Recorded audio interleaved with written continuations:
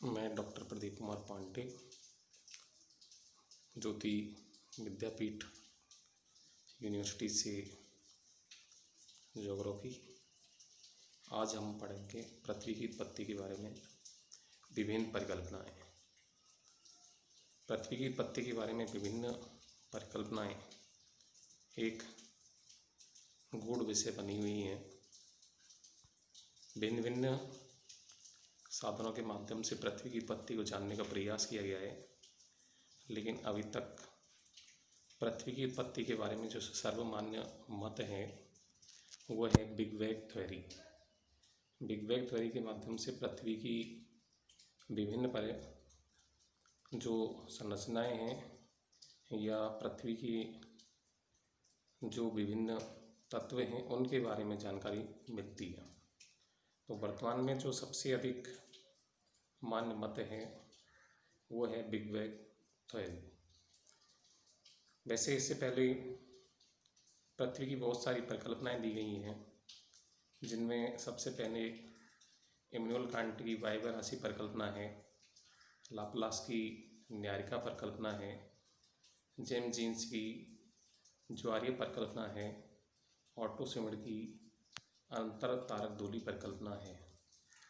Can't ने Viber राशि परिकल्पना में जो बताया गया कि प्रारंभ में ब्रह्मांड के अंतर्गत आद्य पदार्थ विद्यमान थे और वो धीरे धीरे एकत्रित हुए, और धीरे धीरे जब एकत्रित हुए तो उनका घनीभवन हुआ, और घनीभवन होने से ग्रहों का निर्माण हुआ।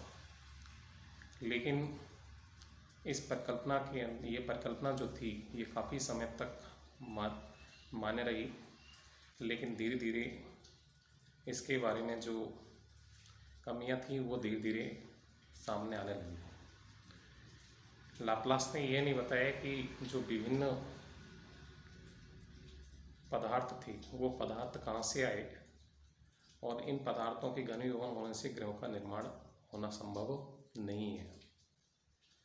दूसरा, लाप्लास की न्यायिका परिकल्पना थी। इन्होंने बताया कि एक न्यायिका ब्रह्मांड के अंदर विद्यमान थी और वो न्यायिका धीरे धीरे संकुचित हुई, और संकुचित होने से धीरे धीरे इसमें बल पड़ने लगे।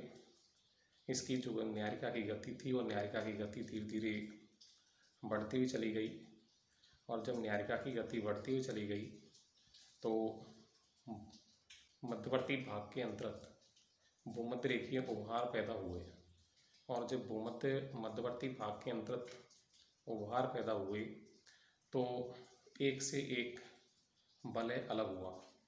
यानी कि पृथ्वी का जो मध्यवर्ती भाग था उससे रिंग अलग होते हुए चले गए।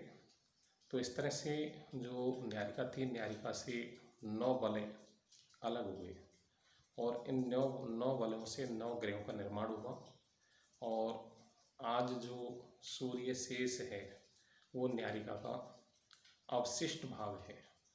तो इस तरह से इन्होंने न्यायिका परिकल्पना के अंतर्गत इसको बताया। दूसरा, जेम्स जीन्स की ज्वारीय परिकल्पना जो थी, जेम्स जीन्स की ज्वारीय परिकल्पना के अंतर्गत जो बताया गया कि प्रारंभ में एक तारा था, और इस तारे के समीप ही दूसरा साथी तारा भी था। जैसे जैसे साथी तारा जो था वो धीरे धीरे नज़दीक आने लगा, और जब ये नज़दीक आने लगा तो धीरे धीरे जो प्रारंभ में विद्यमान तारा था उसके अंतर्गत ज्वर पैदा होने लगा, और जब ज्वर पैदा होने लगा तो धीरे धीरे इससे, यानी कि जो साथी तारा था वो साथी तारा जैसे जैसे नज़दीक आता हुआ चला गया तो गुरुत्वाकर्षण बल जो बल था वो अधिक बढ़ता हुआ चला गया। गुरुत्वाकर्षण बल के कारण ज्वर की जो तीव्रता थी वो बढ़ती हुई चली गई, और जब ज्वर की तीव्रता बढ़ती हुई चली गई तो उससे अलग अलग बल प्रारंभ होने लगे। यानी कि ज्वर की जो तीव्रता थी उस ज्वर की तीव्रता से तारे से बहुत सारा पदार्थ अलग हो गया, और बहुत सारा पदार्थ जो अलग हो गया वो सिगार नुमा आकृति के अंतर्गत हो गया।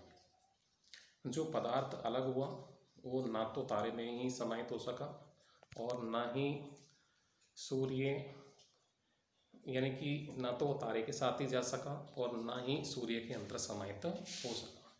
तो इस तरह से जो पदार्थ अलग हुआ उसमें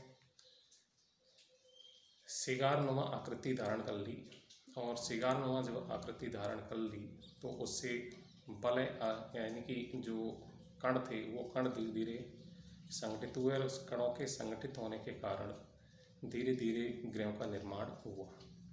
इस परिकल्पना के अंतर्गत यानी कि जो कुछ वैज्ञानिक जो तथ्य थे वो सामने आए, और कुछ वैज्ञानिक तथ्यों के सामने आने के कारण धीरे धीरे ये जो परिकल्पना थी ये मान्य हुई। इसमें जो बताया गया कि कोणीय संवेग और द्रव्यमान की जो मात्रा है, यानी कि द्रव्यमान की मात्रा जो है सूर्य के अंतर्गत अधिक है, जबकि ग्रहों के अंतर्गत मात्र 2% है। कोणीय संवेग जो है, कोणीय संवेग ग्रहों के अंतर्गत विद्यमान है, जबकि सूर्य के अंतर्गत केवल 2% है, तो यानी कि एक दूसरे का विपरीत है।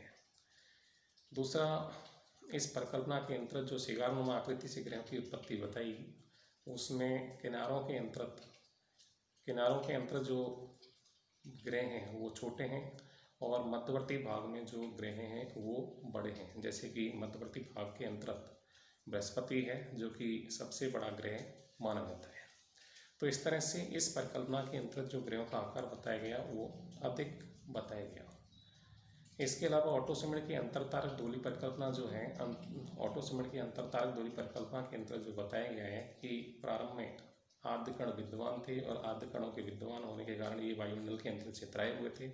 धीरे धीरे इनका घनीभवन हुआ और घनीभवन होने के कारण ये जो ग्रह थे वो ग्रह आपस में संगठित हुए, और जब धीरे धीरे ये आपस में संगठित हुए तो धीरे धीरे ग्रंथियाँ पड़ी और ग्रंथियाँ पड़ने से धीरे धीरे ग्रह का निर्माण हुआ।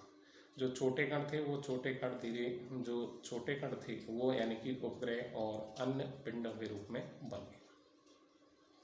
बिग बैंग थ्योरी के अंतर्गत जो बताया गया है कि आधुनिक वैज्ञानिक जो परिकल्पना है इसको जो बताया गया है कि इलेक्ट्रॉन और प्रोटॉन जो तत्व होते हैं वो आपस में घर्षण करने के कारण उनमें गति पैदा होती है और गति पैदा होने के कारण उनमें ऊष्मा उत्पन्न होती है। तो इस तरह से महाविस्फोटक जो सिद्धांत है, महाविस्फोटक सिद्धांत के अंतर्गत ये बताया गया कि आद्य कणों के परस्पर टकराव के कारण ऊष्मा उत्पन्न हुई और ऊष्मा उत्पन्न होने के कारण इन ग्रहों का निर्माण हुआ है। तो इस तरह से यानी कि पृथ्वी की जो उत्पत्ति है, पृथ्वी की उत्पत्ति के बारे में जो सर्वमान्य मत है वो यानी कि बिग बैंग थ्योरी को अधिक माना जाता है। तो इस प्रकार इस के अंतर्गत जो बताया गया है कि नाविकों की रचना के कारण जो पृथ्वी का निर्माण हुआ है वो इस आधुनिक बात को स्पष्ट करता है कि भूगर्भ के अंदर जो ताप विद्यमान है वो इस बात को स्पष्ट करता है कि आज भी पृथ्वी जो गर्म है वो यानी कि